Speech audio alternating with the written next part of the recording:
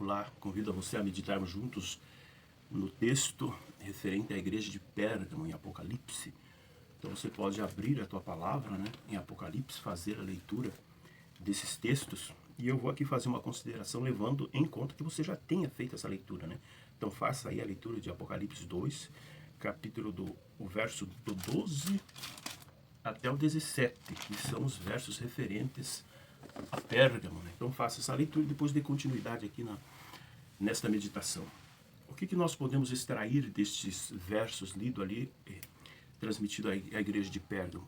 É bom a gente ter sempre em mente que as mensagens escritas, as igrejas, elas têm, três, digamos assim, vão alcançar as pessoas em três esferas. Primeiro, vão alcançar pessoas contemporâneas do período de João. Então, existia uma igreja em Éfeso e as necessidades, as características daquela igreja foram descritas na carta direcionada a Éfeso. E assim sucessivamente. Então, no primeiro momento, João ele escreve uma mensagem que tem direcionada para pessoas que viviam naquelas cidades lá, literalmente. No segundo momento, passou-se o primeiro século, o segundo, o terceiro, nós estamos há quase 2000 anos que o livro foi escrito. Em cada uma das gerações sucessivas, as pessoas poderiam fazer sim a leitura e identificar repreensões, promessas, a ideia de que Deus conhece situações vividas por pessoas em todos os momentos. Eu posso fazer hoje a leitura e identificar essa mensagem de Éfeso está sendo direcionada para a minha situação. O Espírito Santo ele vai fazer essa conscientização, uma frase sempre colocada ali nas cartas: quem tem ouvidos, ouça o que o Espírito diz às igrejas. E existe também uma terceira aplicação, que seria a aplicação profética. A igreja do período de João, do primeiro século até os nossos dias, ela foi caracterizada por momentos, na sua maior, digamos assim, na sua maior representação, momentos como Éfeso, Esmirna, Pérgamo e assim sucessivamente. Então ela tem um período também dentro da história da igreja, ali na mensagem. Aqui em Pérgamo, gostaríamos de destacar ali alguns pontos que estão contidos.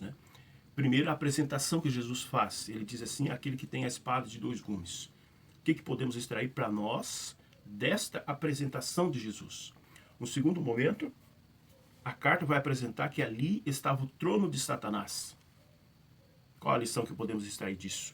Depois vai identificar um personagem do Velho Testamento, Balaão, e um outro identificado como Nicolaítas, os Nicolaítas. E no fechamento, na parte final ali, vai ter, como sempre tem, a promessa. Dessa vez é prometido comer, participar do maná escondido, e receber uma pedra com um novo nome. Então esses são os pontos que podemos extrair lições para a nossa vida desta carta. Quando a gente pensa nessa apresentação que Jesus fez, aquele que tem a espada de dois gumes, a gente vai ver que sempre existe um dualismo apresentado dentro da palavra. A ideia até do bem e o mal, a ideia do conflito. Apocalipse capítulo 12 vai trazer essa ideia de duas partes que estão em conflito. Mas aqui na nossa esfera humana de conflito também vai dizer, Deuteronômio tem uma mensagem, Deuteronômio 30:19 vai dizer: os céus e a terra tomo hoje por testemunha contra vós, que te propus a vida e a morte, a bênção e a maldição.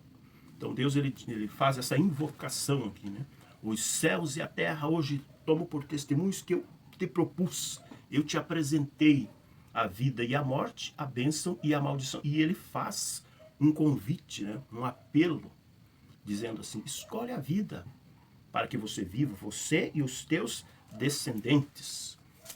Nós temos um outro apelo, o próprio Deus fazendo essa apresentação, fazendo esse apelo, que é extensivo a nós também. Diante de nós temos oportunidade de vida e a morte, de bênção e maldições. O povo de Israel passou um período afastado de Deus. Deus chama Elias como profeta para repreender este povo. Vem 3 anos e meio de seca, O céu fechou suas janelas, suas portas, não chovia.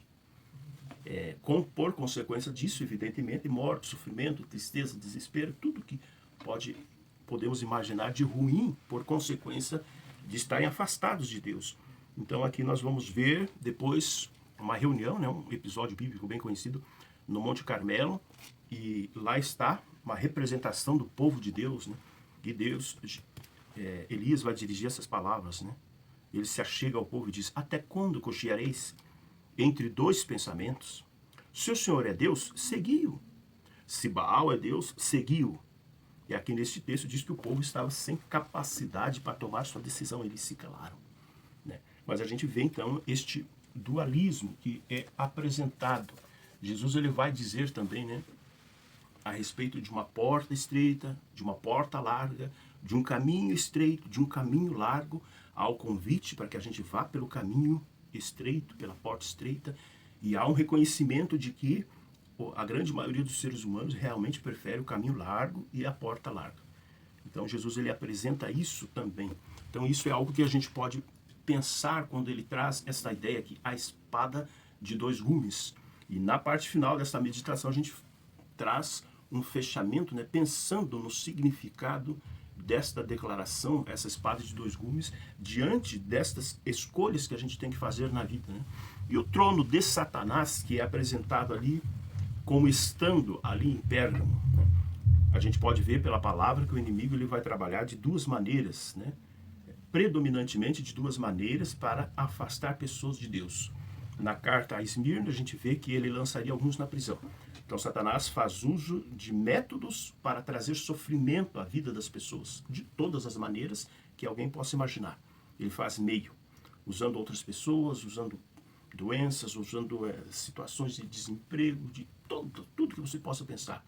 Tudo que possa trazer sofrimento, ele pode usar-se deste método para afastar as pessoas de Deus.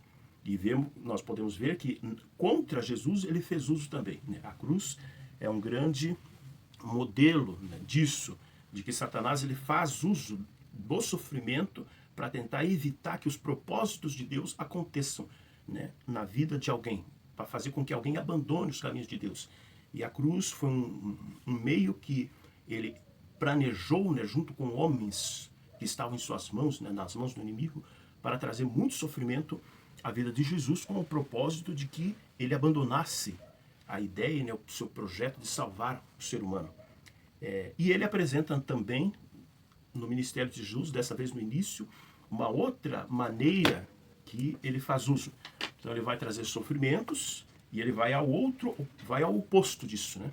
Mateus capítulo 2 aqui, Satanás, quando ele está naquela cena ali da tentação do deserto, ele mesmo está nos exemplificando que este é um método dele trabalhar. Capítulo 4 de Mateus, o verso 8 diz assim: levou o diabo, né, a um monte muito alto, ele mostrou os reinos deste mundo, as grandezas, né, tudo que ele mostrou a Jesus, ele fez, né, uma proposta, né?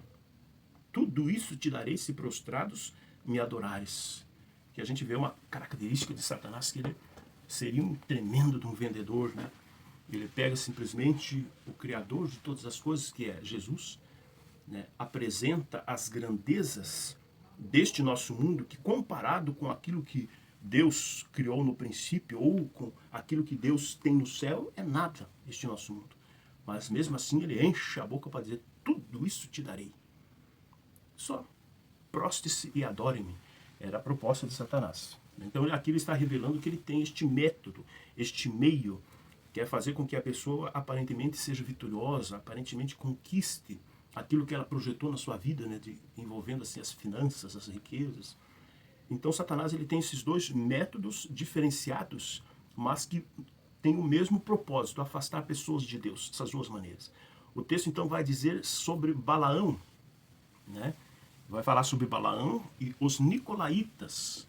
Quem foi Balaão? Ele é um personagem bíblico que ele vai surgir no momento onde o povo de Israel está quase chegando na terra prometida.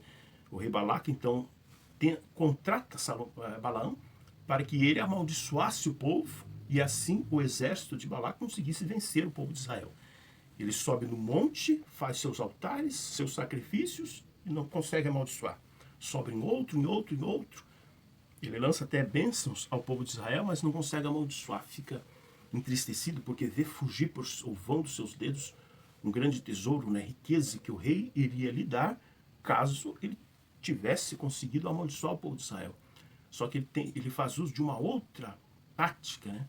Bom, se eu não posso amaldiçoar este povo porque eles estão do lado de Deus, eu tenho que afastá-los de Deus. Então ele aconselhou ali e executar um projeto onde as mulheres iriam seduzir os homens de Israel, iriam levá-los, né, para bebedeiras, para orgias, para participar na sua idolatria aos deuses pagãos, e com isso eles estariam se afastando de Deus. E este projeto deu certo, né? Por consequência, milhares de pessoas do povo de Israel vieram a morrer. Então veja, aqui Balaão é introduzido porque a Pérgamo é a fase onde a igreja estava deixando a sua pureza doutrinária dos ensinos e vários conceitos vindos do paganismo se introduziram na igreja. A igreja, entre aspas, um aspas bem grande, ganharia que ela deixaria de ser perseguida. Então veja, na nossa imaginação, quando a gente lê um texto dizendo naquela cidade está o trono de Satanás, a gente fica até arrepiado. O trono de Satanás está lá. Só que existe uma grande dificuldade para quem está vivendo aquele momento perceber isto aqui é uma ação de Satanás. Então, quando a igreja deixou de ser perseguida, quando pessoas que ocupavam posições de poder, inclusive o imperador, se convertiam aparentemente ao cristianismo, eles se alegravam e não conseguiam perceber que aquilo era uma estratégia de Satanás. Fica aqui uma reflexão, né? Precisamos da constante orientação do Espírito Santo para a gente perceber, né, como são as ações de Satanás. Porque algumas a gente percebe facilmente, outras a gente pode até atribuir ações que são de Satanás a Deus. É o caso aqui que aconteceu em Pérgamo. Muitas pessoas se convertendo, porém a um preço de introduzirem no cristianismo, na igreja, doutrinas que eram do paganismo. E então Jesus ele vai terminar aqui a narrativa dizendo a promessa, né? Darei o maná escondido e um novo nome. Então, o que é o maná? Se a gente for lá no Velho Testamento, a gente vai ver que o maná é o alimento caído do céu que Deus usou para alimentar cerca de 2 milhões de pessoas por um período de 40 anos no deserto. Então, o maná é a evidência da capacidade que Deus tem de trabalhar, de manter, de cuidar dos seus filhos nas circunstâncias mais adversas possíveis. Imaginou 2 milhões de pessoas no deserto e por 40 anos e eles lá foram alimentados por este maná. Então veja, as circunstâncias começaram a ser difíceis para o povo de Deus. E vem então esta lembrança do passado, através dessa figura do maná. Deus tem capacidade de manter os seus filhos nas circunstâncias mais adversas, mais difíceis possíveis. Mesmo no lugar onde é identificado que ali é o trono de Satanás, Deus consegue manter pessoas fiéis a ele ali, desde que essas pessoas queiram ser fiéis a Deus. E aqui vai terminar dizendo, sim, um novo nome, né? Que ninguém conhecerá este nome a não ser a pessoa que for possuidor desta pedrinha branca com este novo nome. Aqui não significa que vamos ter que pegar essa pedrinha branca e pela eternidade andar escondido para que ninguém descubra o nosso nome. A ideia aqui é uma ideia experimental. Significa que Deus, ele conhece profundamente todos os caminhos que nós vamos percorrer até o momento do nosso encontro com ele. E este nome tem a ver com esta nossa jornada, né? Aqueles que chegaram lá foi uma jornada de fidelidade, né? De lutas, de tribulações. E o novo nome é esta identificação. É como se ele estivesse dizendo a cada um de nós, eu sei pelos caminhos de dificuldade que você passou, né? Ele estava conosco a cada passo do caminho. Este novo nome ele tem a ver com isto.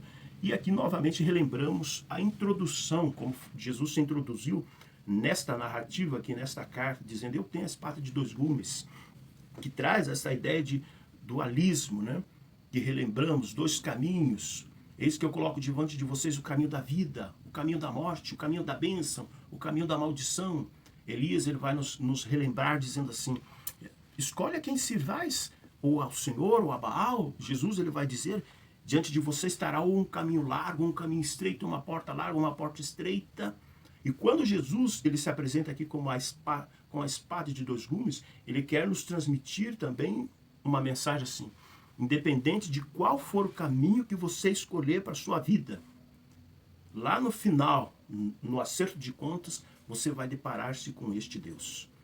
Não é possível que alguém, eu vou escolher o caminho da morte, nele nunca vou me deparar com Deus. Não, você vai. Eu vou escolher o caminho da maldição, nunca vou me encontrar com Deus lá no final. Não, na prestação de contas, todos, independente das escolhas que fizemos, vamos nos deparar com Deus.